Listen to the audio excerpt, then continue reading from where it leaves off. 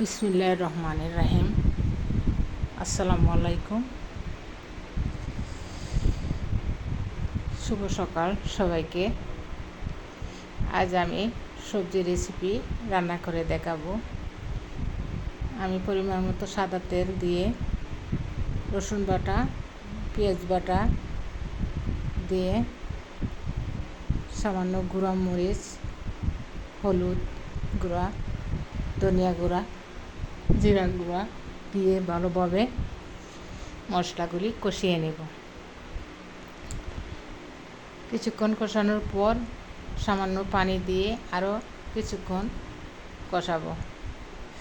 আমি এভাবে রান্না করি। কে কীভাবে রান্না করেন কমেন্টস করে জানাবেন। এবার সবজিগুলি দিয়ে নাড়াচাড়া করে মশলার সাথে মিশিয়ে নেব। আপনারা এভাবে সবজি রান্না করে দেখতে পারেন, আশা করি ভালো লাগবে। কিছুক্ষণ পর পর সবজিগুলি নাড়াচাড়া করে দেব। কিছুক্ষণ নাড়াচাড়া করে সবজিগুলি রান্না করতে হবে।